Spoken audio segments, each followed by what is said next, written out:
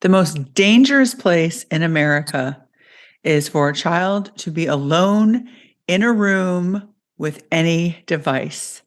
The new white van is the internet. On today's episode, we are exploring how predators are replacing the white van that you used to hear about, right? Kids get snatched up and pulled in a white van and drive away. Well, that new white van happens to be the internet. And not only are predators grooming children on the internet, they are grooming parents, and parents are unwittingly handing their children over to predators online. Stay tuned.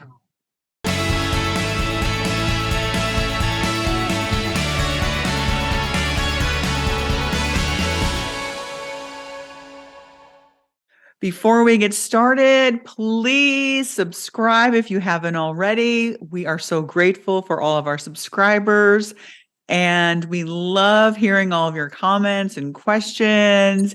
We will answer them as soon as we can. Just keep them coming.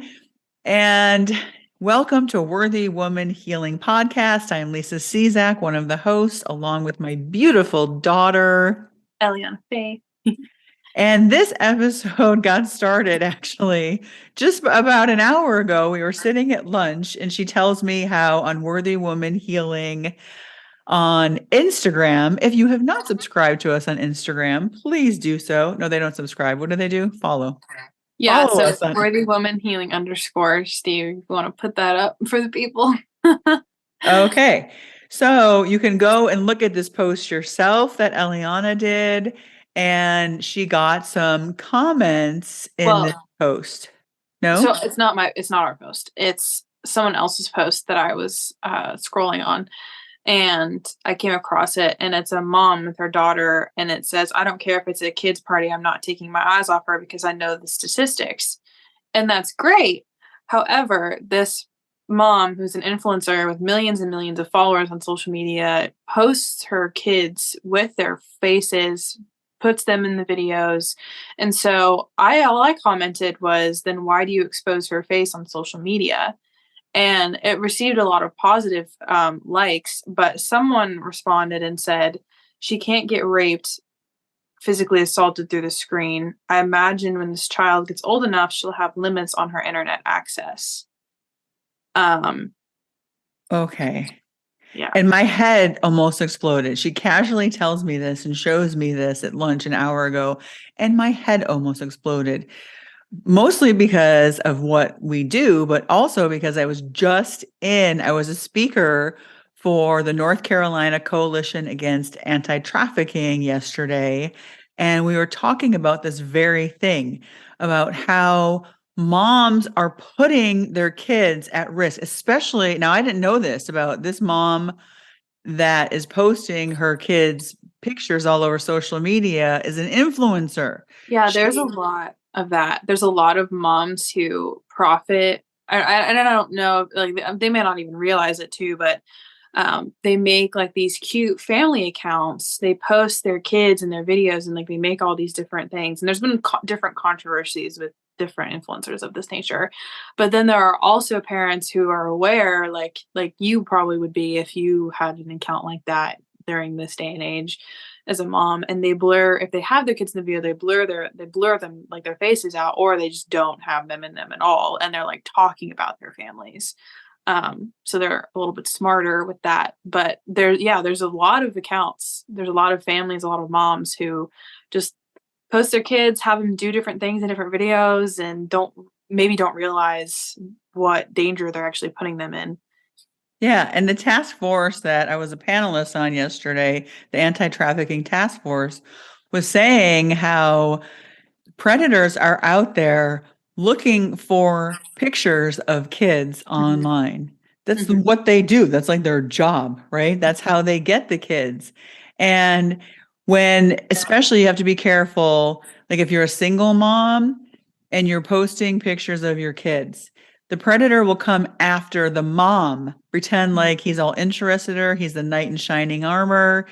here to sweep her off her feet and her kids off her feet. He will act like he just loves her daughter so much. She's like my own, when really his main goal is to get to the daughter, not the mom. His main goal is to traffic the daughter. And same thing with these influencers. I can't stress this enough. If you are an influencer, any parent at all, especially if you have a big following, though, you got to keep your kids safe. You cannot be putting your kids out there on video and all over social media. It's a predator's playground out there. Mhm. And predators and sex buyers now have this secret language with each other. I learned that they have an emoji code. So, say they see your child, right? They'll do an emoji of a flower because it's a minor. And then they'll do an emoji of, you know, I can't even think now what they were because it was, so we should do an episode on that. It's basically an emoji code. So, this is one thing you want to watch out for. If you're a mom, especially if you're an influencer and you have tons of followers, right? If on your account you see somebody just do a bunch of emojis, you might just think, "Oh, wow, they're just like doing all these cute emojis." They're not. They're doing an emoji code to tell a sex trafficker or a sex buyer, "Here's a kid for you." Mhm. So you want to watch out for that. If you post videos of your kids, pictures of your kids, and then someone is commenting with all these emojis and you're thinking, "Oh, it's just a cute little thing that they're doing." They're not. It's a code that they're doing to tell sex traffickers, "Here's one." Mhm. To tell sex buyers, "Here's one for you." Mhm. And Yeah. parents, like, they don't like that comment that was made. What was it? The kid's not going to get raped or physically assaulted online. Is that what she's saying? Through the screen. Yeah. Yeah, and that couldn't be any farther from the truth because image-based abuse is huge. Mhm. Pornography, child pornography is huge. Yeah, that was ignorant and probably a troll or, a trafficker even who was Probably, I like, was gonna say it's probably a trafficker. Were there any emojis on that? "Mm-mm. Did you see any emojis in any of the comments? Let's look." Yeah, let's look. Let's see. I actually want to get the paper that the training that I was at that she has all of the emojis and what they mean. Like I know, Um, go ahead. there's mostly people agreeing with her Mhm. because, I mean, yeah, there's mostly just people agreeing, which is fair because, Mhm. but yeah, there's no emojis on this particular post. Right.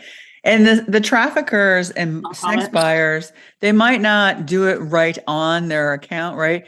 But they can send those pictures and videos of that kid to the sex trafficker, to the buyer with the emoji code, in other words, Yeah. right? They don't even Yeah. have to search for it.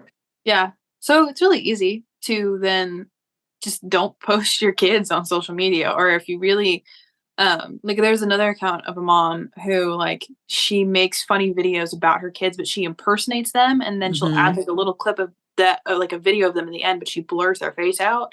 Um so like if you really need to be an influencer of that kind, like just do it in a smart way. And I've seen more and more parents talk about the fact that they don't expose their kids on social media and their faces because, like, they know the thing, like what can happen around that. Um so it's really easy to avoid. Like, you just Yeah, and I don't get look it, at I faces. get it. Moms are excited, they love their kids, they Yeah. do cute things. Who doesn't like a good video of a baby doing something that Right. makes you laugh, right? Yeah. And I get why. It's just we don't live in a safe world online anymore. No. We don't. I mean, think of it this way. Would you take your baby or your kid and parade them around Target and put them in strangers' faces and say, Mhm. "Go ahead, talk, tell him Yeah. what you told mommy this morning. Hey, sing Yeah. that song for this strange guy that you don't know." Yeah.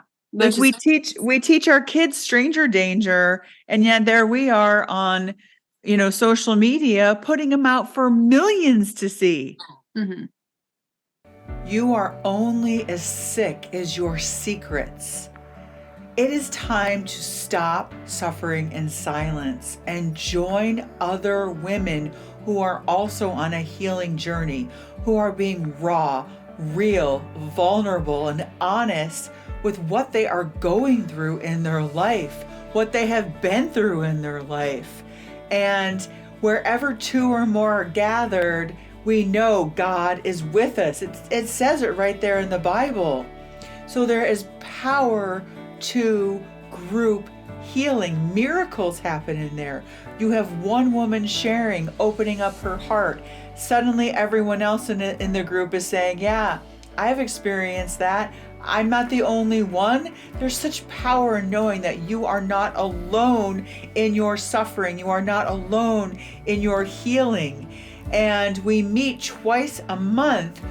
And in between those times, a lot happens, right? And it's important that you have time in between the sessions to practice the healing technique that I teach you, so you can come back into the group and celebrate with the other women. Hey, I actually remembered to do the healing technique in that moment. That trigger didn't derail me anymore. But it's practice. I'm also a personal trainer, right? You don't just get a six-pack abs by doing one sit-up. You have to keep doing it over and over again. You don't run a marathon. You don't go out and run 13.1 miles for a half marathon the first time, right? You practice running a little bit every day. And that is what we do in Worthy Woman Healing Group. Join today and tell yourself, I'm going to give this a 3-month commitment minimum, because I know I need time to practice outside of these sessions, and come in and get guidance from the other women on how to actually heal all of these wounds, heal my mind, body, and soul, one trigger at a time. You are worth it. Yeah. So if you wouldn't do it in person, this is a good rule just all around. If you wouldn't do something in person, don't do it online. Yeah. Yeah, exactly. You wouldn't let somebody hold your baby that you didn't know. Mhm. You're basically doing that online when you're posting all these pictures and videos, or basically like kind of holding your kid. Yeah, and I think some parents probably just don't realize that. They're like, "Oh, this is cute, like, I'm sharing my family," and yes, the videos are cute, and normal people will be like, "Oh, that's adorable," but they're unfortunately, we just don't live in a like you said, in a digital world anymore where you can safely post your kids. It's not like when Facebook, first came out, or I mean, even then, honestly, it probably wasn't safe because, Zuckerberg created uh, Facebook as a dating site Mhm. initially anyway. Um, Well, so a way to judge or women. to judge women, yeah. So I mean, this creation of social media just in general was never really meant for family viewing. Right. And the Um, number one way kids and women, this is true for women too, are going to get trafficked is mhm, online. It's yeah, not stranger danger. It's not like the Sounds of Freedom movie where it's in a third world country.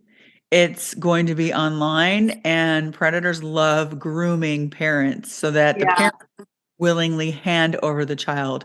Hey, I saw that picture of your, child, or that video. I'd yeah, love to have them in a commercial, a yeah. movie, I you feel know. like I feel like more parents though are aware of the scams. Like you get DMs like that. I think a lot of people would not do that, but it's definitely good to spread awareness. Well, also, because the task force that I was on yesterday, the anti-trafficking task force, Mhm, was about technology mhm, and trafficking. And the traffickers have gotten really, really good. They don't mhm, slide into the DMs anymore. They look like a legit company. They mhm, will look like a legit entertainment company, a mhm, modeling agency, an acting agency, The guy who trafficked me had several websites that looked totally legit that you would think, oh yeah, he's a legit, and he is actually a legit producer, Mhm. but he had very illegitimate websites that he lured people to get them to traffic them. So Yeah. they're very clever about that, especially if they're already in their entertainment industry like he was. It's very easy for them to put together a website, landing pages, all of that, and look totally legit. Take money, all of that. Yeah. And So I think we're that's not. go ahead. No, go ahead. No, I was just also gonna add on, like, not like, I had social media at 13, I had Instagram. Looking back, that was not wise because I did get onto some of the sites that I should not have been on as a child. Um, but you don't know until you know, and so I think that's another big thing is keeping your kids off social media, not letting them have it under 18 at least. Obviously, when they turn 18, then but not letting them have Instagram, Facebook, Snapchat's a big one too, Mhm. TikTok, like all of those sites. It's really easy for them to get into trouble very quickly on those. So that's just another. Yeah, and a lot has changed. You were like 13 back then. Yeah, And so like in 10 years, in things have another 10 years. Yeah, what's that? I said in another 10 years. Yeah. Yeah. And so stranger danger, we teach our, like I said, we teach our kids stranger danger. The internet is all strangers, Hmm. pretty Hmm. much, unless you're controlling who they're talking to and who their, friends are, their Yeah. followers are. It's all strangers out there. Yeah. Um, Sorry, you're making me think of my thesis for a second because the way that it's set up though, like if once you get followers, it feels like you're in a community with people that you know. And so you're like Mm. you're in this echo chamber and it feels and if you all agree on whatever you're posting or you're being filtered this content that it seemingly aligns with you in your life, then it almost becomes familiar to where it's like, oh, this is my community. But again, like you don't necessarily know who's behind that screen for sure. So there's never like full comfortability or safety. You think that you have this like safe community that you've built, um, but you never really actually know like who's behind the screen unless you find ways to prove that that person is who they say they are. Yeah, I love that you bring that up. This feeling of family, community Mhm. for kids who don't have a lot of friends or their family life isn't so good. Mhm. That can feel very comforting to them and very familiar. Like, and then suddenly it's like, okay, they want me to meet outside of Mhm. social media in the real world, and you're going to feel safe and like you already know these people and their family when they're not, most likely, right? Yeah. Do you remember when you were like 9, what happened with that one game?